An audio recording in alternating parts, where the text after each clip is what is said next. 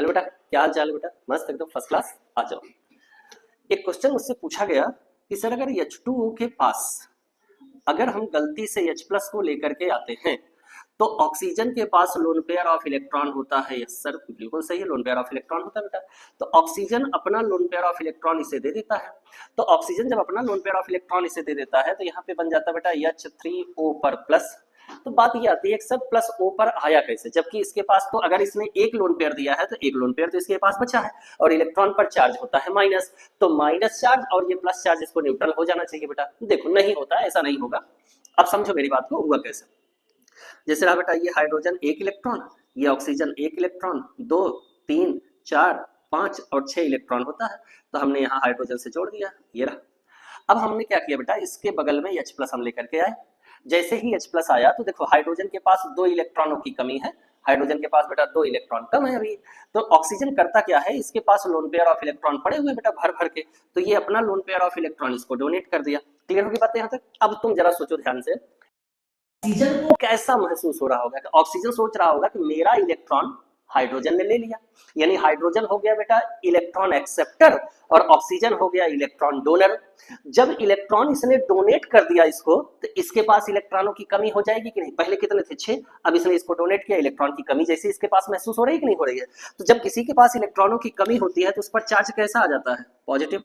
अच्छा, इसके पास इलेक्ट्रॉन पूरे हो गए बेटा तो इस पर चार्ज हट जाएगा। बोलो बात समझ में आया? तो यहाँ पर क्या आया, पॉजिटिव चार्ज, ये कन्वर्ट हो गया किसमें? कन्वर्ट हो गया H3O प्लस पर। एक तरीका तो ये है समझने का, जो सही भी है। दूसरा तरीका जरा ध्यान से समझो कि इसने इसको इलेक्ट्रॉन दिया, इसका तो डुप्लेट कंप्लीट हो गया, लेकिन सोचो क्या इस चार्ज को, देखो माइनस चार्ज को बैलेंस करने के लिए, सॉरी प्लस चार्ज को बैलेंस करने के लिए माइनस चार्ज चाहिए बेटा। तुम अपने दिमाग से सोचो, क्या H2O पर कहीं भी माइनस नजर आ रहा है? याद रखना, इलेक्ट्रॉन का माइनस नहीं लिया जाएगा बेटा, इलेक्ट्रॉन तो इसके सेल के अंदर प्रेजेंट है ना, इलेक्ट्रॉन इस सेल में है और ये चार्ज इस एटम के ऊपर प्रेजेंट हुआ है। तो सोचो इस प्लस चार्ज को बैलेंस करने के लिए क्या चाहिए? Minus charge. तो क्या H2O पर कहीं भी माइनस नजर आ रहा है? नहीं आ रहा है। जब इसने इसको इलेक्ट्रॉन दे दिया तो इसका तो चार्ज खत्म हो जाएगा, लेकिन ये चार्ज शिफ्ट होके कहां आ गया? ऑक्सीजन पर। तो ऐसे भी आप समझ सकते हैं H3O और O पर कौन सा चार्ज आ गया बेटा? प्लस, क्योंकि इस प्लस को बैलेंस करने वाला कोई है ही नहीं, क्योंकि प्लस को बैलेंस करने के लिए माइनस चार्ज चाहिए। बताओ क्या बात समझ में आई? उम्मीद है बेटा अब आपको समझ में आ गई होगी। आगे बढ़ते हैं।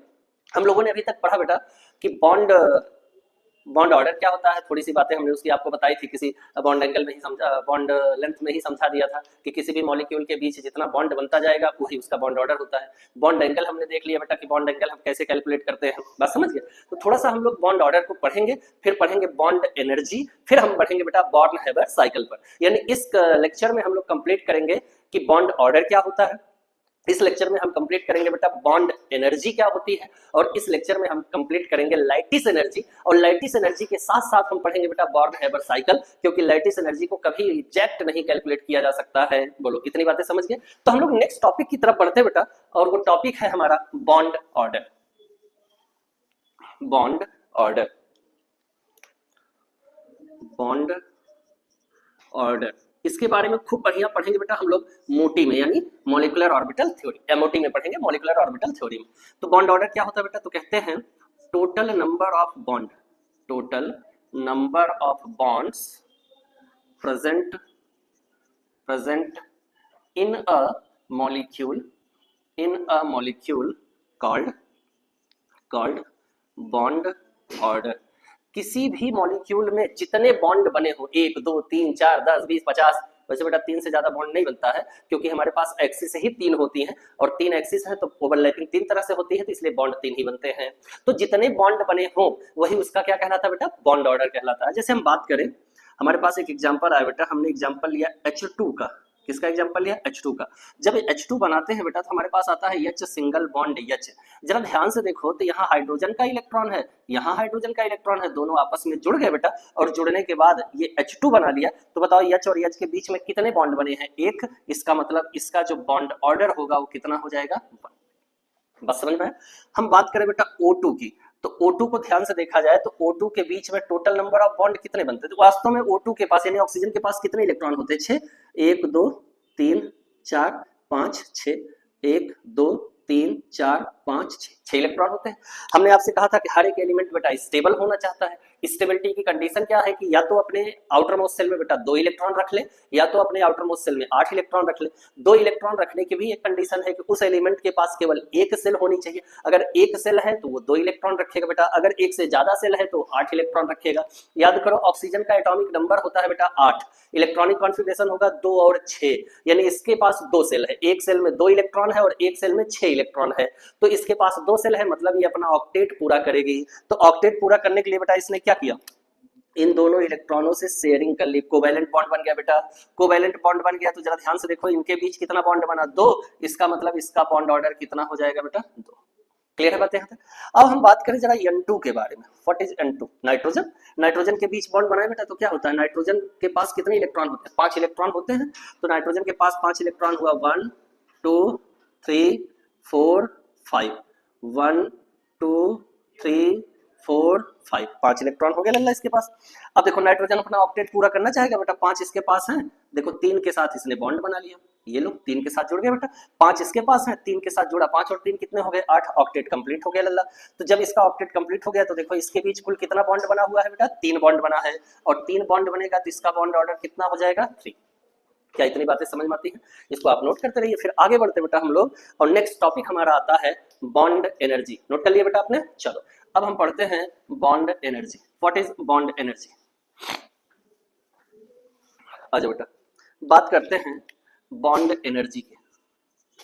बॉन्ड एनर्जी क्या होती है? बॉन्ड एनर्जी देखो बेटा, हमारे पास कोई एक एलिमेंट है A और हमारे पास कोई एक एलिमेंट है B, ये 2 एलिमेंट है बेटा हमारे पास। हम करते क्या है, इन दोनों एलिमेंट की रिएक्शन कराते हैं, element A plus element B। जब ये दोनों आपस में जुड़ेंगे बेटा तो इनके बीच एक बॉन्ड बन जाएगा, और उस बॉन्ड को हम कैसे रिप्रेजेंट करेंगे, A सिंगल बॉन्ड B। अब कोई बच्चा कह सकता है अरे सर जी डबल बना लो, अभी ट्रिपल बना ले, कुछ भी बना ले, कोई दिक्कत नहीं है, चाहे सिंगल बना ले, चाहे डबल बना ले, चाहे ट्रिपल बना ले। तो देखना जरा, और बेटा मान लो हमारे पास एक कंपाउंड है XY, कौन सा कंपाउंड है, X सिंगल बॉन्ड Y। हमने इसको तोड़ा, इसको तोड़ दिया बेटा, ये तोड़ दिया तो क्या बन गया, X प्लस Y। बोलो क्लियर हो गई बातें? जरा ध्यान से देख बेटा, यहां हमने बॉन्ड का फॉर्मेशन किया है, यहां पर बॉन्ड फॉर्म हुए हैं। क्लियर हो गई बातें? जरा यहां देख बेटा, इस बॉन्ड को तोड़ के मैंने X और Y को अलग किया है, इसका मतलब हमने यहाँ पे बॉन्ड को डिसोसिएट किया है। बॉन्ड को क्या किया लल्ला, डिसोसिएट किया है। बोलो क्लियर हो गई बातें? तो इसको, इसमें हमने बॉन्ड बनाए थे, A और B को एनर्जी दी हमने, बॉन्ड बना, और हमने इसको एनर्जी दी बेटा, इसको एनर्जी दी, तो यहां से बॉन्ड क्या हो गया, ब्रेक हो गया। क्लियर हो गई बातें यहां तक? तो बस इसी को ध्यान दिया है ना, किसी एक मोल बॉन्ड के बनने में या एक मोल बॉन्ड के टूटने में जितनी एनर्जी एब्जॉर्ब या लिबरेट होती है, उसी अमाउंट ऑफ एनर्जी को हम कहते हैं बेटा बॉन्ड एनर्जी। मान लो इस बॉन्ड को तोड़ने में हमको 50 किलो जूल की एनर्जी देनी पड़ी, तो इसका मतलब इस बॉन्ड की एनर्जी कितनी होगी बेटा, 50 किलो जूल। बोलो क्लियर हो गई बात है? इस बॉन्ड को बनने में सपोज करो कि 20 किलो जूल की एनर्जी रिलीज हुई है। हमेशा याद रखना बेटा, जब बॉन्ड बनता है तो एनर्जी रिलीज होती है, तो इस बॉन्ड के बनने में 20 किलो जूल की एनर्जी रिलीज हुई, इसका मतलब इस बॉन्ड की एनर्जी कितनी हो गई लल्ला, 20 किलो जूल। क्लियर हो गई बात यहां तक? तो अमाउंट ऑफ एनर्जी, एनर्जी की वह मात्रा जो एक मोल बॉन्ड के बनाने में रिलीज हो या एक मोल बॉन्ड को तोड़ने में जरूरत पड़े उसकी एब्जॉर्ब हो, उसी को हम क्या कहते हैं, बॉन्ड एनर्जी। यानी कहा जा सकता है कि अमाउंट ऑफ एनर्जी एब्जॉर्ब्ड और लिबरेटेड या released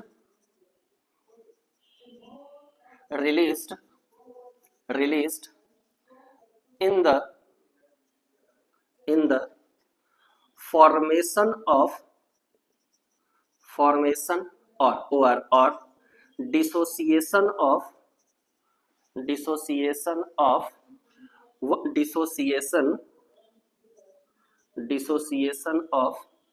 1 mole of a bond। एक मोल बॉन्ड के बनने या एक मोल बॉन्ड के टूटने में जितनी एनर्जी बेटा एब्जॉर्ब या रिलीज्ड होती है, इसी को हम लोग क्या कहते हैं, बॉन्ड डिसोसिएशन एनर्जी। बोलो क्लियर हो गई बातें तक? इसी को क्या कहा जाता है बेटा, बॉन्ड डिसोसिएशन एनर्जी। अगर बॉन्ड फॉर्म हुई है तो उसे कहेंगे बॉन्ड फॉर्मेशन एनर्जी, और अगर बॉन्ड डिसोसिएट हुआ है तो उसे कहेंगे बेटा बॉन्ड डिसोसिएशन एनर्जी। दोनों चीजें एक ही जैसी होती हैं। जैसे मान लो हमारे पास बेटा सोडियम है, Na है, हमने इस सोडियम की रिएक्शन करा दी बेटा Cl2 से, किससे करा दी? Cl2 से, हाफ मोल Cl2 से करा दी बेटा, 2 से 2 कट गया, एक Cl आ गया। तो जब NaCl से जुड़ जाएगा तो यहां से बन जाएगा NaCl, क्या बन जाएगा बेटा? NaCl। क्लियर हो गई बात यहां तक? अब ये NaCl के बनने में ये फॉर्म हुआ है, तो यहां से जो एनर्जी रिलीज होगी उसे हम लोग कहेंगे बॉन्ड फॉर्मेशन एनर्जी। उसी को क्या कहा जाएगा बेटा? Bond formation energy. अब सोचो कि इसी NaCl को तोड़ो, इस NaCl को तोड़ोगे तो एनर्जी देनी पड़ेगी, तो यहां से क्या बन जाएगा बेटा? Na प्लस बन जाएगा और Cl माइनस बन जाएगा। तो हमने क्या किया? NaCl के बीच का बॉन्ड तोड़ा है, इसलिए हम लोग इसे क्या कहेंगे? Bond dissociation energy. इसके लिए जितनी एनर्जी अब्सॉर्ब होगी उसे हम लोग क्या कहेंगे बेटा? Bond dissociation energy. इसका मतलब जरा सोचो ध्यान से, हम ये भी कह सकते हैं कि जो बॉन्ड फॉर्मेशन है लल्ला, जो बॉन्ड फॉर्मेशन है वो वास्तव में कैसी प्रोसेस है? तो आप कहोगे सर वो एक्सोथर्मिक प्रोसेस है। ये कैसी प्रोसेस है? एक्सोथर्मिक प्रोसेस है। क्यों? क्योंकि एनर्जी रिलीज हो रही है। और बॉन्ड डिसोसिएशन में देखो हम इसको एनर्जी दे रहे हैं तब ये टूट रहा है, यानी आप कह सकते हो सर जी ये एंडोथर्मिक प्रोसेस है। तो बिल्कुल सही बेटा, ये कैसा प्रोसेस है? एंडोथर्मिक प्रोसेस है। क्या मेरी बात समझ में आई? यानी बॉन्ड डिसोसिएशन एक एंडोथर्मिक प्रोसेस है और बॉन्ड एसोसिएशन एक बॉन्ड का बनना क्या है बेटा? एक्सोथर्मिक प्रोसेस है। जब तक एनर्जी रिलीज नहीं होगी बॉन्ड का फॉर्मेशन नहीं होगा, जब एनर्जी रिलीज हो जाएगी तो बॉन्ड का फॉर्मेशन हो जाएगा। एनर्जी हमने दे करके उसके आयनों में तोड़ा है या एटम में तोड़ा है तो उसे कहेंगे बॉन्ड डिसोसिएशन एनर्जी। बोलो क्लियर हो गई बातें? अब देखना बेटा जो बॉन्ड होता है वो 3 तरह का होता है बॉन्ड एनर्जी। कौन कौन से? एक होता है सिंगल बॉन्ड, एक होता है डबल बॉन्ड, एक होता है ट्रिपल बॉन्ड। क्लियर हो गई बातें बेटा? तो याद रखना ट्रिपल बॉन्ड की बॉन्ड एनर्जी सबसे ज्यादा, फिर होती है बेटा डबल की, और सबसे कम बॉन्ड एनर्जी किसकी होती है बेटा? सिंगल की होती है। इस बात को हमेशा याद रखना। यानी सिंगल बॉन्ड को तोड़ना आसान है, डबल बॉन्ड के लिए आपको एनर्जी और ज्यादा देनी पड़ेगी, ट्रिपल बॉन्ड के लिए एनर्जी और ज्यादा देनी पड़ेगी। बेटा इसको रिएक्टिविटी से बिल्कुल रिलेट मत करना, इस बात को याद रखना। रिएक्टिविटी से रिलेट मत करना, रिएक्टिविटी इसकी ज्यादा होती है, इसकी कम होती है, इसकी और कम होती है। तो बिल्कुल भी नहीं, केवल एनर्जी देखो। जैसे मान लो एक डंडे को हमने आपको दिया, एक डंडा हमने आपको दिया तोड़ने के लिए। अब उस डंडे को तोड़ने के लिए आपने थोड़ी सी एनर्जी लगाई बेटा, टूट गया। अब 2 डंडे को हम एक में बांध के दे दें, उसको तोड़ने के लिए आपको और एनर्जी लगानी पड़ेगी। 3 डंडे को एक में बांध के दे दें तो और एनर्जी लगानी पड़ेगी। तो बताओ क्या बातें समझ में आई? इतनी बातों को बेटा नोट करो, फिर हम लोग बढ़ते हैं बॉर्न हैबर साइकिल यानी लैटिस एनर्जी पर। आज बेटा अभी तक तो हम लोगों ने सीख लिया कि बॉन्ड एनर्जी क्या होती है, किस बॉन्ड की एनर्जी कितनी होती है। ट्रिपल बॉन्ड में हमने देखा उसकी एनर्जी ज्यादा बेटा क्योंकि 3 बॉन्ड बने हैं। डबल बॉन्ड की एनर्जी कम है, सिंगल बॉन्ड की एनर्जी और कम होती है। मान लो सपोज दैट सिंगल बॉन्ड को तोड़ने के लिए हमें 20 किलो जूल की एनर्जी लगी, तो डबल बॉन्ड में बेटा 2 बॉन्ड बने हैं, मान लो एक को तोड़ने में 20 लगी तो अगले को भी तोड़ने में 20, तो 20 कितनी हो गई? 40 हो गई। ट्रिपल बॉन्ड में 3 बॉन्ड बने हैं तो 20 60 हो गए। एक जनरल सा डेटा बता रहा हूं, जैसे अगर हम बात करें कि कार्बन कार्बन सिंगल बॉन्ड, तो कार्बन कार्बन सिंगल बॉन्ड की जो बॉन्ड डिसोसिएशन एनर्जी होती है बेटा वो 338 के आसपास होती है, और कार्बन कार्बन डबल बॉन्ड की जो बॉन्ड डिसोसिएशन एनर्जी होती है वो 611 यानी 611 होती है, और कार्बन कार्बन ट्रिपल बॉन्ड की जो एनर्जी होती है बेटा वो 648 अप्रॉक्स 648 के आसपास होती है। तो सोच लो ट्रिपल बॉन्ड की एनर्जी ज्यादा है, डबल बॉन्ड की एनर्जी कम है, सिंगल बॉन्ड की एनर्जी बहुत कम होती है। यानी अगर हमें बॉन्ड डिसोसिएट करने हैं तो ट्रिपल बॉन्ड को तोड़ने में ज्यादा एनर्जी देनी पड़ेगी, डबल बॉन्ड को तोड़ने में ट्रिपल के कंपैरिजन में कम एनर्जी देनी पड़ेगी, सिंगल बॉन्ड को तोड़ने में बेटा सबसे कम एनर्जी देनी पड़ेगी। अगले टॉपिक की तरफ बढ़ते हैं और अगला टॉपिक हमारा आता है बेटा लैटिस एनर्जी। लैटिस एनर्जी जरा इसकी बात कर लेते हैं बेटा कि लैटिस एनर्जी होती क्या है। बोलो कितनी बातें समझ गए बेटा? लैटिस एनर्जी पहली चीज तो ये जान लेना कि ये ऐसी एनर्जी है जिसको हम एग्जैक्ट नहीं कैलकुलेट कर सकते, इसको कैलकुलेट हम किसी की मदद से करते हैं। तो इस बात को हमेशा याद रखना कि लैटिस एनर्जी कभी भी किसी रिएक्शन की एग्जैक्ट नहीं कैलकुलेट की जा सकती। चलिए जरा आपको लैटिस एनर्जी थोड़ा सा समझाता हूं बेटा, देखना क्या होती है। जैसे मान लो हमारे पास एक गैसियस आयन मैंने लिया, Na जो कि गैसियस स्टेट में है, और यहाँ पे कौन सा चार्ज है बेटा? Positive charge. और हमारे पास Cl है बेटा, ये गैसियस स्टेट में है और यहाँ पे चार्ज कैसा आया? निगेटिव। अब ये Na प्लस और Cl माइनस जब आपस में जुड़ेंगे तो इनके जुड़ने से क्या हो जाएगा बेटा? NaCl बन जाएगा, और ये NaCl किस स्टेट में बनेगा लल्ला? सॉलिड स्टेट में बनेगा। अब तुम्हें पता है कि ये पॉजिटिव चार्ज है, ये निगेटिव चार्ज है, ये दोनों एक दूसरे को अट्रैक्ट करेंगे बेटा, तो यहाँ से एनर्जी रिलीज होगी तभी तो बॉन्ड बनेगा। बॉन्ड तभी बनेगा जब यहाँ से एनर्जी रिलीज हो जाएगी। तो इसका मतलब यहाँ से एनर्जी रिलीज हुई है, हम मान लेते हैं वो एनर्जी है डेल्टा एच, क्योंकि एच को भी एंथैल्पी ही कहा जाता है जो कि हीट का ही सिंबल है, तो डेल्टा एच। अब देखो यहाँ से ये एनर्जी रिलीज हुई है, बोलो क्लियर हो गई बातें। तो बेटा इसकी कुछ ना कुछ अमाउंट होगी, 20 kilo joule, 50 kilo joule, 100 kilo joule, 150 kilo joule, 200 kilo joule, कुछ इसका अमाउंट होगा। अब सोचो कि ये जो NaCl बना बेटा ये कितना मोल बना है, 1 मोल। यहाँ कुछ नहीं लिखा तो मतलब ये कितना मोल बना, 1 मोल बना है। तो बस यहीं से थ्योरी निकलती, क्या निकलती बेटा, 1 मोल आयनिक कंपाउंड को बनाने के लिए, किसी 1 मोल आयनिक कंपाउंड के बनने में जो गैसियस एटम आपस में जुड़े हुए हैं, उन गैसियस एटम के जुड़ने से जितनी एनर्जी रिलीज होती है वही क्या कहलाती है, लैटिस एनर्जी। फिर से सुन लो बेटा, किसी गैसियस आयन, गैसियस कैटायन और गैसियस एनायन के जुड़ने से जितनी एनर्जी रिलीज होती है 1 मोल आयनिक कंपाउंड बनाने के लिए, वही क्या कहलाती है, लैटिस एनर्जी। एक बार फिर से बताता हूं बेटा, I repeat, gaseous cation, cation मतलब पॉजिटिव चार्ज, और गैसियस एनायन, गैसियस कैटायन और गैसियस एनायन के जुड़ने से 1 मोल आयनिक सॉलिड बनाने के लिए, 1 मोल आयनिक सॉलिड बनाने के लिए गैसियस कैटायन और गैसियस एनायन के जुड़ने पर जो एनर्जी रिलीज होती है, इसी एनर्जी को हम क्या कहते हैं, लैटिस एनर्जी। यानी हम इसमें क्या लिख सकते हैं बेटा, the amount of energy, the amount of energy released in the formation of 1 mole of ionic substance in from its gaseous cation और गैस, सॉरी एंड लगेगा बेटा यहाँ पर, and gaseous anion, gaseous anion या गैसियस कैटायन के जुड़ने से 1 मोल ionic compound के बनने में जितनी एनर्जी रिलीज होती है, इसी को हम क्या कहते हैं बेटा, लैटिस एनर्जी। अब इसी को उल्टा भी कहना चाहो तो कह सकते हो, सर इसके बनने में जितनी एनर्जी रिलीज हुई होगी हम इसको उतनी एनर्जी दे देंगे, ये टूट के अलग हो जाएगा। बिल्कुल सही बेटा, हम फॉरवर्ड अगर चल रहे हैं तो बैकवर्ड भी आ सकते हैं। हमने कहा कि इसको बनाने में एनर्जी रिलीज हुई है, आप कहेंगे बेटा जितनी एनर्जी यहाँ बर्सर बनने में लगी हुई है हम इसको उतनी एनर्जी दे देंगे, तो क्या ये बन जाएगा, बिल्कुल बन जाएगा बेटा। अगर आपने इसको एनर्जी दी तो ये दोनों लोग जरूर फॉर्म हो जाएंगे, यानी रिएक्शन अगर फॉरवर्ड है तो बैकवर्ड भी आ सकती है। तो यहीं पे जहां लिखा गया एनर्जी रिलीज, तो अब इसको एनर्जी दोगे तो ये एनर्जी एब्जॉर्ब करेगा, एब्जॉर्ब, रिलीज की जगह पे क्या हो जाएगा बेटा, एब्जॉर्ब हो जाएगा। बोलो क्लियर हो गई बातें यहाँ तक, कोई दिक्कत तो नहीं है। अब सुनना, ये जो लैटिस एनर्जी होती है बेटा, मैंने कहा कि आप कभी भी इसे डायरेक्ट नहीं निकाल सकते हैं, आपको ये पता ही नहीं चलेगा कि यहाँ से कितनी एनर्जी रिलीज हुई है। तो इसको निकालने के लिए बेटा एक और मेथड हम लोग पढ़ते हैं जिसे कहा जाता है बॉर्न हैबर साइकिल। जरा इतनी बातों को नोट कर ले बेटा, फिर बॉर्न हैबर साइकिल की तरफ बढ़ते हैं। आ जाओ बेटा, अब हम लोग पढ़ेंगे बॉर्न हैबर साइकिल, यानी हम लैटिस एनर्जी कैलकुलेट करने वाले हैं कि किसी भी कंपाउंड के बनने में कितनी लैटिस एनर्जी, कितनी एनर्जी, अमाउंट ऑफ एनर्जी क्या है, कितनी रिलीज हो रही है। तो उसको पढ़ने से पहले थोड़ा एक पॉइंट पढ़ लेते हैं, हीट ऑफ फॉर्मेशन, या इसी को हम लोग कहते हैं बेटा enthalpy of formation, enthalpy of formation, formation.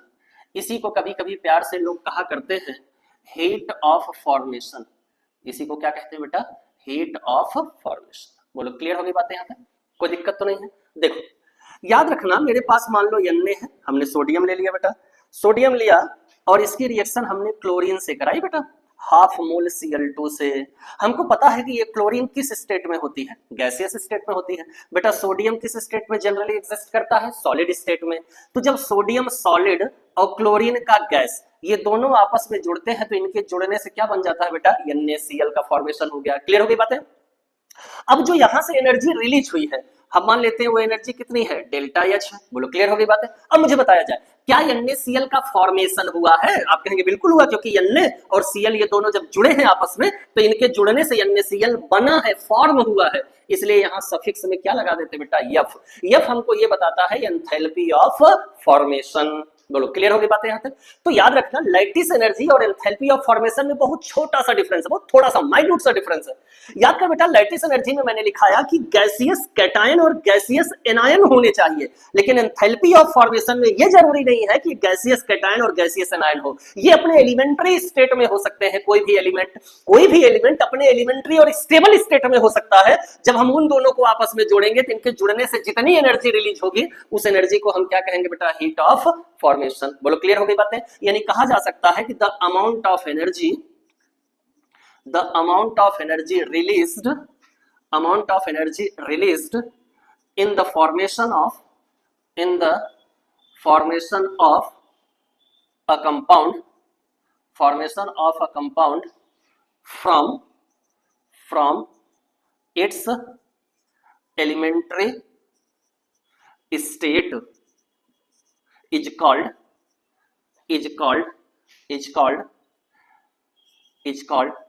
heat of formation. Heat of formation, अपने एलिमेंट्री स्टेट से जो कंपाउंड बन जाए बेटा, एक मोल कंपाउंड बनने में जितनी एनर्जी रिलीज होती है, इसी को हम लोग क्या कहते हैं, हीट ऑफ फॉर्मेशन। क्लियर होगी बात, यहाँ पे क्लियर होगी बेटा। आगे बढ़ते हैं, पक्का मिटा दें, आगे चलें। चलो नेक्स्ट पॉइंट पढ़ते हैं, born-Haber cycle.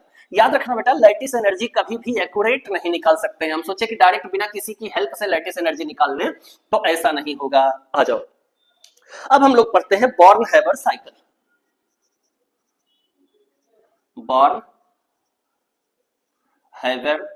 Cycle, born-Haber cycle की बात करते हैं बेटा। देखो, हमारे पास सोडियम है Na सॉलिड स्टेट में, हमारे पास बेटा क्लोरीन है Cl2 गैस स्टेट में। इस सोडियम और क्लोरीन के जुड़ने से NaCl का फॉर्मेशन होता है बेटा। बोलो क्लियर हो गई बात यहाँ तक। अब आप तुम बैलेंस करना चाहो तो कर सकते हो, यहाँ 2 लगा देना, यहाँ 2 कर देना, बैलेंस हो जाएगा, नहीं तो एलिमेंट्री स्टेट में रहने दो, कोई दिक्कत नहीं है। तो हमारा यहाँ से क्या बन गया बेटा, NaCl। चूंकि हमें 1 मोल बनाना था तो NaCl मैंने बना लिया। यहां से जो एनर्जी रिलीज होगी हम उसे कहेंगे हीट ऑफ फॉर्मेशन, क्योंकि ये दोनों तो अपने एलिमेंट्री स्टेट में है। सोडियम कैसे है, सॉलिड स्टेट में, क्लोरीन कैसा बेटा, गैसेस स्टेट में। और मैंने कहा कि 1 मोल कंपाउंड का फॉर्मेशन हो, लेकिन एलिमेंट कैसा हो, एलिमेंट्री स्टेट में होना चाहिए, यानी स्टेबल स्टेट में होना चाहिए। तो यहां से जितनी एनर्जी का चेंज आएगा, यानी जितनी एनर्जी रिलीज होगी, इस एनर्जी को हम कहा करेंगे बेटा क्या, हीट ऑफ फॉर्मेशन। अब चलो देखते हैं कि क्या हम NaCl को किसी और प्रोसेस से बना सकते हैं। तो आज बेटा सोचते हैं। देखो, यहां पर Na किसमें है, सॉलिड में, तो इस Na को लेकर के आओ बेटा Na गैस में। किसमें लेकर के आओ, Na गैसियस स्टेट में। देखो, सॉलिड से गैस, तो याद कर बेटा, इसी को कहा जाता था सब्लिमेशन एनर्जी। इसी को क्या कहते थे, सब्लिमेशन एनर्जी। बोलो मेरी बात समझ में आई। इसी को हम लोग किस नाम से पुकारते थे बेटा, सब्लिमेशन एनर्जी। मैं इसको थोड़ा लंबा कर दूं तो सॉलिड से जब गैसियस स्टेट में आएंगे तो इसे कहा जाता है सब्लिमेशन एनर्जी। क्या कहते हैं, सब्लिमेशन एनर्जी। अब देखो, अब हम क्या कर रहे हैं कि गैस से, ये गैस है बेटा Na गैस। अब याद करो, यहां से 1 इलेक्ट्रॉन निकालेंगे तो इलेक्ट्रॉन को निकालने का प्रोसेस क्या होता था, याद करो, मैंने पीरियोडिक टेबल में बता रखा था, इसे आयोनाइजेशन एनर्जी कहते हैं। यानी किसी भी गैसियस एटम के आउटर मोस्ट शेल से 1 इलेक्ट्रॉन निकालने के लिए उस एटम को जितनी एनर्जी दोगे वही कहलाती है आयोनाइजेशन एनर्जी। क्लियर हो गई बात यहाँ तक। तो हमने क्या किया बेटा, यहाँ से 1 इलेक्ट्रॉन यहां से निकाल दिया, यहां से मैंने 1 इलेक्ट्रॉन निकाल दिया। आगे देखो माइनस लगा बेटा, 1 इलेक्ट्रॉन मैंने यहां से निकाल दिया। तो जब सोडियम के अंदर से इलेक्ट्रॉन निकलेगा तो सोडियम किस में बदल जाएगा, Na+ में। किस स्टेट में रहेगा बेटा, गैस स्टेट में। क्लियर हो गई बात यहां तक। आ जाओ आगे बढ़ते हैं, जरा क्लोरीन को पकड़ते हैं बेटा। अभी क्लोरीन मॉलिक्यूलर स्टेट में है, 2 क्लोरीन है, हमको 1 मोल बनाना है, सिंगल क्लोरीन लाना है। तो इस 2 मॉलिक्यूलर स्टेट आते हैं बेटा किसमें, एटॉमिक स्टेट में। यहाँ 2 क्लोरीन है तो हम यहाँ केवल Cl कर देते हैं। क्या कर देते हैं, केवल Cl। तो देखो, मॉलिक्यूल से एटम में लेकर के आ रहे हो, तो देखो मॉलिक्यूल क्या होगा बेटा, देखो Cl सिंगल बॉन्ड Cl, तो 2 Cl के बीच में सिंगल बॉन्ड बना होगा।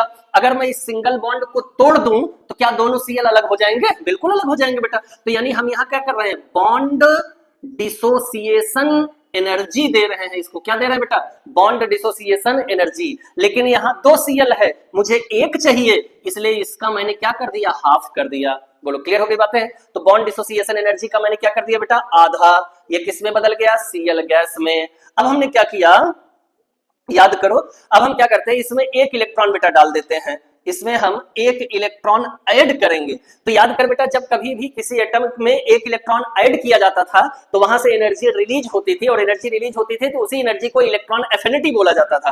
तो यहाँ पे क्या निकल के आ गई, इलेक्ट्रॉन एफिनिटी। क्या निकल के आ गया बेटा, इलेक्ट्रॉन एफिनिटी। और ये Cl किस में बदल गया, Cl माइनस में। क्लियर हो गई बात यहाँ तक। अब देखो हमने क्या किया, अब इस Na+ और Cl- को बेटा आपस में जोड़ दिया, इस Na+ और Cl- को आपस में जोड़ दिया। क्लियर हो गई बात। अब Na+ और Cl- को जब आपस में जोड़ा तो इनके जुड़ने से क्या बन गया, NaCl बन गया। क्या बन गया, NaCl। अब NaCl+ और Cl- को जब आपस में जोड़ा तो इनके जुड़ने से क्या बन गया, NaCl बन गया। क्लियर हो गई बात। अब Na+ और Cl- को जब आपस में जोड़ा तो इनके जुड़ने से क्या बन गया, NaCl बन गया। क्लियर हो गई बात है। अब जब NaCl बना बेटा तो यहां से एनर्जी रिलीज हुई होगी, उसी एनर्जी को हम कहते हैं लैटिस एनर्जी। क्या कहते हैं बेटा? Lattice energy. क्लियर हो गई बात है। देखो NaCl के बनने में जो एनर्जी रिलीज हुई इसी को क्या कहा जाता है? Lattice energy. अब बात ये आती है कि सर कोई एनर्जी इसमें से पॉजिटिव भी हो सकती है, कोई नेगेटिव भी हो सकती है। बिल्कुल हो सकती है बेटा। आओ देखें, सब्लिमेशन एनर्जी में सॉलिड से गैस पे आए हो, तो सॉलिड से जब गैस पे आए हो तो ये एनर्जी कैसी हो जाएगी? पॉजिटिव, क्योंकि तुमने इसको एनर्जी दी है। बोलो क्लियर हो गई बात है। फिर आयोनाइजेशन एनर्जी जब यहां से आई, आयोनाइजेशन एनर्जी जब यहां से आई, तो आयोनाइजेशन एनर्जी में क्या होता है? एनर्जी देते हैं तभी तो इलेक्ट्रॉन निकलता है, तो यहां भी एनर्जी कैसी हो जाएगी बेटा? पॉजिटिव हो जाएगी। देखो बॉन्ड डिसोसिएशन एनर्जी क्या है? डिसोसिएट कर रहे हो, तोड़ रहे हो, एनर्जी देनी पड़ेगी, यानी ये भी एनर्जी कैसी हो जाएगी बेटा? पॉजिटिव हो जाएगी। और याद करो मैंने बताया था कि इलेक्ट्रॉन एफिनिटी, पहली इलेक्ट्रॉन एफिनिटी कैसी होती है? निगेटिव होती है। अब देखो जब ये दोनों आपस में जुड़ेंगे तो यहां से एनर्जी रिलीज होगी, यानी फिर भी ये कैसी हो गई? निगेटिव हो गई। तो लैटिस एनर्जी कैसी हो गई बेटा? निगेटिव। बताओ क्या साइकिल समझ में आया? कोई दिक्कत तो नहीं है। हमने क्या किया? सब्लिमेशन करा दिया, पॉजिटिव एनर्जी हीट को दिया, आयोनाइजेशन कराया, हीट को दिया, प्लस आया बेटा। बॉन्ड को तोड़ा, आधा मोल लेना था तो हमने बॉन्ड डिसोसिएशन को आधा कर दिया, पॉजिटिव हुआ क्योंकि एनर्जी मैंने दिया। यहां से एनर्जी रिलीज हुई तो ये निगेटिव हो गई। फिर ये दोनों जब जुड़ेंगे तो एनर्जी फिर से रिलीज होगी और एक मोल आयनिक कंपाउंड का फॉर्मेशन हो जाएगा। बताओ इतनी बातें समझ गए? अब बात आती है, देखा जाए तो थर्मोकेमिस्ट्री का बेटा एक नियम पढ़ना होता है। थर्मोकेमिस्ट्री का एक रूल है हेसेस लॉ। हेसेस लॉ हम यहां नहीं पढ़ेंगे, वहां पे पढ़ेंगे। हेसेस साहब ने ये कहा था कि अगर कोई रिएक्शन एक स्टेप में कंप्लीट हो रही हो या मल्टीपल स्टेप में कंप्लीट हो रही हो, रिएक्शन चाहे सिंगल स्टेप में कंप्लीट हो या रिएक्शन मल्टीपल स्टेप में कंप्लीट हो, दोनों की जो एंथैल्पी होती है वो सेम होती है। इसका मतलब कि जितनी एनर्जी मुझे यहां मिली है उतनी ही एनर्जी मुझे इस स्टेप में भी मिलेगी। यानी कहा जा सकता है कि ये जो डेल्टा HF है ये बराबर होगा किसके? SE मतलब सब्लिमेशन एनर्जी के। फिर किसके बराबर होगा? IE मतलब आयोनाइजेशन एनर्जी के। फिर किसके बराबर होगा बेटा? डिसोसिएशन एनर्जी के, प्लस क्या हो जाएगी? Dissociation energy upon 2। फिर किसके होगा? इलेक्ट्रॉन एफिनिटी के। फिर किसके होगा? इलेक्ट्रॉन एफिनिटी के। लेकिन बेटा याद रखना इलेक्ट्रॉन एफिनिटी निगेटिव है तो प्लस माइनस का क्या हो जाएगा? माइनस। और किसके बराबर होगा? लैटिस एनर्जी के। लैटिस एनर्जी भी कैसी है? निगेटिव है, यानी प्लस माइनस का क्या हो गया? माइनस। ये हो गई लैटिस एनर्जी। तो बताओ लैटिस एनर्जी अब समझ में आया कैसे निकालेंगे? क्लियर हो गई बात है। यानी यहाँ पे बेटा फॉर्मेशन दे सकता है, सब्लिमेशन एनर्जी दे सकता है, आयोनाइजेशन एनर्जी दे सकता है, बॉन्ड डिसोसिएशन एनर्जी दे सकता है, इलेक्ट्रॉन एफिनिटी दे सकता है और कहेगा लैटिस एनर्जी निकालो। या हो सकता है आप क्वेश्चन को बेटा चेंज करके पूछ सकते हैं, लैटिस एनर्जी दे दे, सब कुछ दे दे, कह दे इलेक्ट्रॉन एफिनिटी निकालो। बोलो क्लियर हो गई बात है। या सब कुछ दे दे, कह दे कि बॉन्ड डिसोसिएशन एंथैल्पी निकालो कितनी हो जाएगी। तो लैटिस एनर्जी का भी एक्यूरेट ना निकाल के इन सब के साथ निकालते हैं। और इसका यूज हमें कैसे पता चला? ये कैसे पता चला? थर्मोकेमिस्ट्री में एक लॉ पढ़ना है, हेसेस लॉ। क्या पढ़ना है बेटा? Hess's law. इसी हेसेस लॉ से मुझे पता चलता है कि एक स्टेप की एंथैल्पी और मल्टीपल स्टेप की एंथैल्पी का जो समेशन होता है वो सिंगल स्टेप की एंथैल्पी के बराबर होता है। क्या बॉर्न-हैबर समझ में आया? कोई दिक्कत तो नहीं है? बॉर्न-हैबर साइकिल समझ गए बेटा? जरा इसको नोट करो, फिर मैं MgO का बॉर्न-हैबर साइकिल समझा दूं, फिर आगे बढ़ता हूं। आजा बेटा, जरा MgO को देखते हैं। तो मैग्नीशियम किस में है बेटा? सॉलिड स्टेट में। ऑक्सीजन किस में है बेटा? गैसियस स्टेट में। बना क्या रहा है? MgO। क्या बना रहा है? MgO। देखो यहां से जितनी एनर्जी रिलीज होगी उसे कहेंगे एंथैल्पी ऑफ फॉर्मेशन। क्या कहा जाएगा? Enthalpy of formation. क्योंकि जो रिएक्टेंट है बेटा वो अपने एलिमेंट्री स्टेट में है। अगर ये आयनिक स्टेट में होता तो इसी को हम लोग कहते हैं लैटिस एनर्जी। चूंकि ये एलिमेंट्री स्टेट में है इसलिए हमने इसको क्या कहा? Heat of formation. आइए जरा इसको हम लेकर के चलते हैं सॉलिड से गैस में। Mg गैस, हमको पता सॉलिड से गैस, सॉलिड से डायरेक्ट गैस, सब्लिमेशन एनर्जी आएगी बेटा। बोलो क्लियर हो गई बातें? और सब्लिमेशन एनर्जी क्या होती है? देनी पड़ती है। इसको एनर्जी दोगे तब ये सॉलिड से गैस में आएगा, यानी एनर्जी कैसी हुई? पॉजिटिव हुई ना। हो सकता है तुमसे बेटा कोई प्रोसेस पूछ ले, तो देखो इसको एनर्जी दी गई है तो ये प्रोसेस कैसी हो गई? एंडोथर्मिक। ये प्रोसेस कैसी है बेटा? एंडोथर्मिक। आ जाओ, अब हम क्या करते हैं, यहां से एक इलेक्ट्रॉन इसमें ऐड करते हैं। एक इलेक्ट्रॉन मैंने ऐड किया बेटा, तो ये क्या आ गई? आयोनाइजेशन एनर्जी आ गई। क्या आ गई बेटा? Ionization energy. वो भी कैसी? First ionization energy. तो देखो आयोनाइजेशन एनर्जी की थ्योरी क्या है कि एनर्जी देंगे तब इलेक्ट्रॉन निकलेगा, यानी इसको भी एनर्जी देनी पड़ रही है तो ये भी कैसी हो जाएगी? पॉजिटिव हो जाएगी। प्रोसेस कैसा होगा बेटा? एंडोथर्मिक हो जाएगा। ये किस में बदल गई? Mg प्लस गैस में। किस में बदल गई? Mg plus gas. अरे काम करते हैं, यहाँ से एक इलेक्ट्रॉन हम और सॉरी यहाँ इलेक्ट्रॉन रिलीज करना बेटा, सॉरी यहाँ इलेक्ट्रॉन क्या करना है, रिलीज करना। तो यहाँ एक इलेक्ट्रॉन और निकाल देते हैं बेटा। तो एक इलेक्ट्रॉन और निकालोगे तो आयोनाइजेशन एनर्जी आ जाएगी, वो भी कौन सी, सेकंड आयोनाइजेशन एनर्जी। और Mg किस में बदल जाएगा, Mg+2 गैस में। किस में बदल जाएगा, Mg+2 गैस में। ये भी एनर्जी कैसी होगी, पॉजिटिव होगी। ऐसा क्यों, क्योंकि एनर्जी देंगे, आयोनाइजेशन एनर्जी बेटा हमेशा पॉजिटिव होती है। यहाँ ये O2 से हम इसको लेकर के आ रहे हैं O में, यानी हम क्या दे रहे हैं, डिसोसिएशन एनर्जी। वो भी कितना, हाफ। वैल्यू कैसी होगी, पॉजिटिव होगी। वैल्यू कैसी होगी बेटा, पॉजिटिव होगी।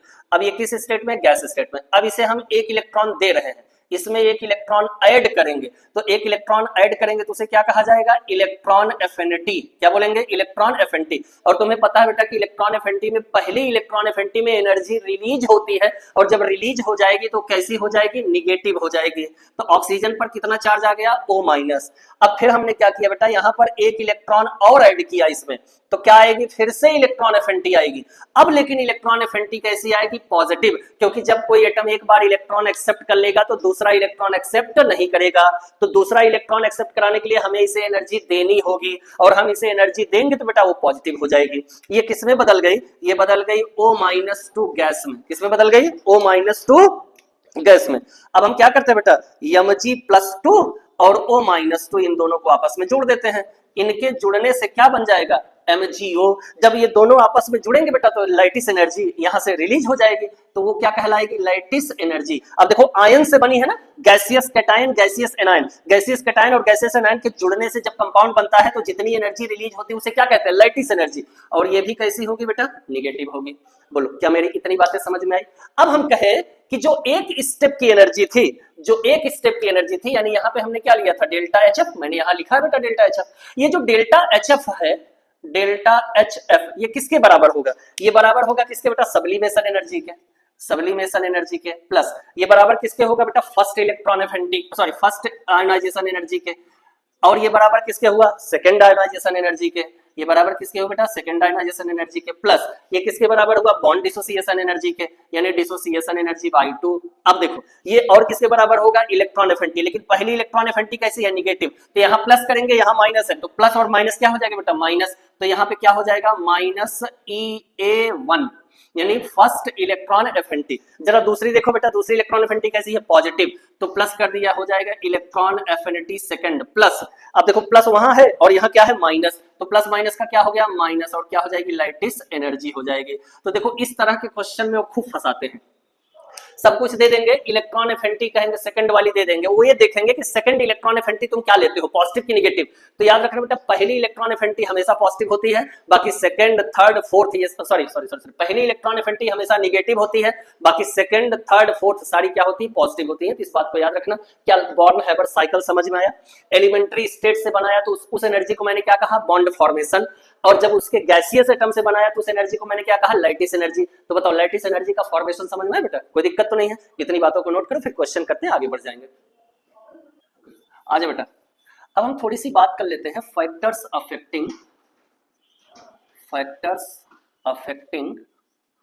Affecting lattice energy.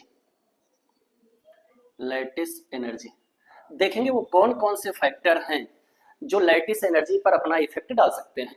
आज बेटा जरा समझते हैं। Na पर प्लस था, गैसियस एटम, यानी गैसियस कैटायन हो और गैसियस एनायन हो, तो इनके जुड़ने से जितनी एनर्जी रिलीज होती है इसी को हम कहते हैं बेटा लैटिस एनर्जी। जरा ध्यान से देखो तो यहाँ पे पॉजिटिव चार्ज है, यहाँ पे नेगेटिव चार्ज है।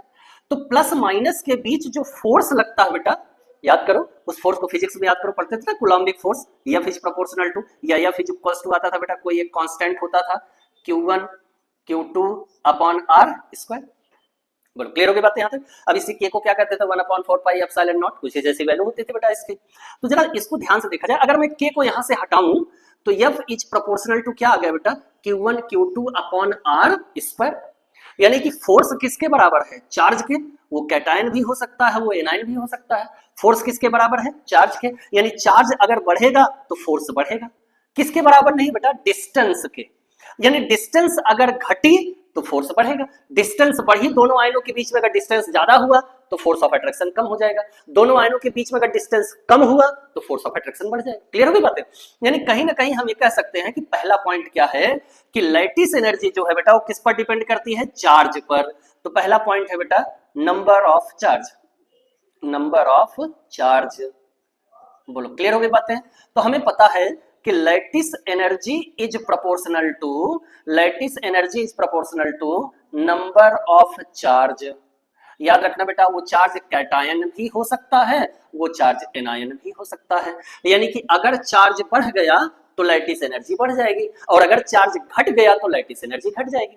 दूसरा पॉइंट नंबर 2, जरा बेटा डिस्टेंस की बात करते हैं। जैसे मान लो हमारे पास एक कंपाउंड है NaCl, और बेटा हमारे पास एक कंपाउंड है NaI। ये हमने दो कंपाउंड लिया, एक NaCl ले लिया, एक NaI ले लिया। तो देखो Na तो दोनों में इक्वल है, चलो कुछ इस जैसा बना लेते हैं। मान लो ये Na है और बेटा ये Cl, साइज थोड़ी सी बड़ी हो जाएगी। अब मान लो यहाँ पे Na है, हमने पॉजिटिव चार्ज ले लिया, ये Na है, आयोडीन बेटा थोड़ा बड़ा साइज का हो जाएगा। क्लियर हो गई बात है? तो देखो यहाँ पे प्लस माइनस कैटायन और एनायन की डिस्टेंस, और यहाँ देखो कैटायन और एनायन की डिस्टेंस, तो बेटा इसमें बड़ी है, इसमें छोटी है। यानी हम कह सकते हैं कहीं ना कहीं साइज भी इफेक्ट डालता है। अगर एनायन बहुत बड़े साइज का हुआ तो अट्रैक्शन कम होगा, एनायन अगर छोटे साइज का हुआ तो अट्रैक्शन ज्यादा होगा। कैटायन की बात याद रखना, फजान रूल से इसको नहीं कंपेयर करना, बिल्कुल नहीं बेटा, गलत हो जाएगा। फजान रूल से कंपेयर करोगे तो एनायन की साइज बड़ी होनी चाहिए और कैटायन की साइज छोटी होनी चाहिए, यह है फजान रूल। फजान रूल से कंपेयर नहीं करना, केवल बस यहाँ डिस्टेंस देखनी है, दूरी देखनी है, उनके बीच की डिस्टेंस कैलकुलेट करनी है। साइज बड़ा होगा तो बॉन्ड लेंथ बड़ी होगी, डिस्टेंस ज्यादा होगा। साइज छोटी होगी तो बॉन्ड लेंथ छोटी होगी, साइज छोटी हो जाएगी, बॉन्ड क्लियर डिस्टेंस कम हो जाएगा।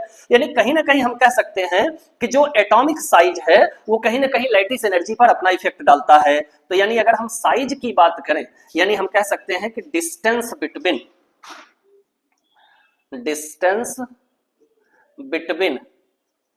कैटायन एंड एनायन, यानी कि पॉजिटिव और नेगेटिव चार्ज के बराबर। तो कहीं ना कहीं हम देखें बेटा तो कहा जाता है कि lattice energy is proportional to 1 upon size. Size अगर छोटी हुई तो लैटिस एनर्जी ज्यादा होगी, क्योंकि अट्रैक्शन ज्यादा होगा बेटा दोनों के बीच में, और साइज अगर बड़ी हो गई तो लैटिस एनर्जी छोटी हो जाएगी। बोलो क्लियर हो गई बातें यहाँ तक? जरा इतनी बातों को नोट करो बेटा, फिर एक क्वेश्चन करते हैं। हो गया नोट? चलो आ जाओ एक क्वेश्चन कर ले बेटा। देखो क्या है क्वेश्चन, क्या है क्वेश्चन? हमारे सामने कुछ इस जैसा आया, कह रहा है कि arrange increasing order of lattice energy of the following compound. कुछ कंपाउंड दिए जा रहे हैं, कह रहा है इनकी लैटिस एनर्जी आप फाइंड करिए। तो आजा बेटा देखते हैं। जैसे उसने कंपाउंड दिया, कल की डेट में मुझे मिल गया NaCl, कल की डेट में मुझे मिला बेटा MgCl2, कल की डेट में मुझे मिल गया AlCl3। कह रहा आप बताइए कि इसमें किसकी लैटिस एनर्जी ज्यादा होगी, किसकी लैटिस एनर्जी कम होगी।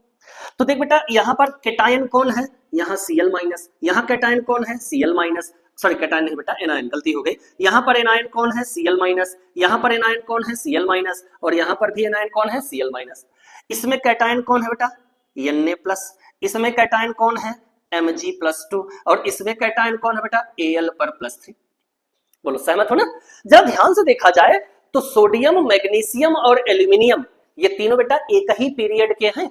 ये तीनों किसके हैं? एक पीरियड के हैं, और एक ही पीरियड में साइज बेटा बहुत धीरे धीरे डिक्रीज करती है, बहुत धीरे से। अरे बेटा इसका 11 है, इसका 12 है, इसका 13 है, एक ही पीरियड के हैं, तो साइज बहुत धीरे धीरे डिक्रीज होगी। तो साइज का तो फैक्टर यहां नहीं लगेगा। इतना क्लियर हो गया? क्योंकि साइज लगभग हम ये कह सकते हैं कि इनकी बराबर है, थोड़ी थोड़ी साइज घटती है, तो हम साइज से इसका आंसर नहीं निकाल सकते हैं। अब मेरे पास क्या आया बेटा? Number of charge. Number of charge देखो, सोडियम पर कितना चार्ज है? +1, मैग्नीशियम पर +2, एल्यूमिनियम पर बेटा +3। यानी लैटिस एनर्जी अगर हम देखना चाहें तो लैटिस एनर्जी सबसे ज्यादा किसकी? AlCl3 की, क्योंकि इस पे चार्ज ज्यादा है। फिर किसकी? MgCl2 की। फिर किसकी? NaCl की। क्या बताओ बेटा, मुझे ऑर्डर समझ में आया? एक और क्वेश्चन ले लेते बेटा। देखो हमारे पास एक क्वेश्चन और आया, कल की डेट में उसने कहा कि आप बताइए मुझे Na2O, MgO और Al2O3 में किसकी लैटिस एनर्जी ज्यादा होगी? तो देख बेटा एनायन तो सबका सेम है, यहाँ ऑक्सीजन, यहाँ ऑक्सीजन, यहाँ ऑक्सीजन, तो एनायन से तो हम बता नहीं सकते। अब हमारे पास बचा कैटायन, यहाँ कौन है? सोडियम, यहाँ कौन है? मैग्नीशियम, यहाँ कहाँ कौन है? एल्यूमिनियम। तीनों एक ही पीरियड के हैं, तो साइज का बहुत डिफरेंस आएगा नहीं। तो बचा क्या? Number of charge. तो सबसे ज्यादा चार्ज किस पर आएगा? एल्यूमिनियम पर। फिर किस पर आएगा? मैग्नीशियम पर। फिर किस पर आएगा? सोडियम पर। यानी लैटिस एनर्जी किसकी ज्यादा हुई? Al2O3 की। फिर किसकी ज्यादा हुई? MgO को। सबसे छोटी लैटिस एनर्जी किसकी हो गई बेटा? लैटिस एनर्जी सबसे छोटी हो गई Na2O की। एक क्वेश्चन और ले लेते हैं, देखो जरा, कह रहा है कि आप मुझे बताइए कि Li, चलो एक ऐसा ले लेते हैं सब, NaCl, KCl और RbCl, कह रहा किसकी लैटिस एनर्जी ज्यादा है? बात समझ गए बेटा? आ जाओ देखो, सब में देखो एनायन क्या है? सेम, Cl सब में सेम है। कैटायन भी +1 कैटायन भी लगभग सेम है। तो अब देखो यहाँ पे देखो, इसको तोड़ोगे क्या आएगा? Na+Cl-, इसको तोड़ोगे क्या आएगा? K+Cl-, इसको तोड़ोगे क्या आएगा? Rb+Cl-। क्लियर हो गई बात यहाँ तक? तो देख कैटायन तो सबका, सॉरी एनायन सबका सेम है, तो हम एनायन से आंसर नहीं बता सकते। आज जरा कैटायन की बात करें, कैटायन पे चार्ज देखो +1, तो चार्ज तो सबका सेम है। अब कैसे बताएं? अब यहाँ साइज का फैक्टर लगा बेटा। Na की साइज छोटी, K की साइज उससे बड़ी, Rb की साइज उससे बड़ी, तो जिसकी साइज छोटी होगी उसकी लैटिस एनर्जी ज्यादा होगी, और जिसकी साइज बड़ी होगी उसकी लैटिस एनर्जी कम होगी।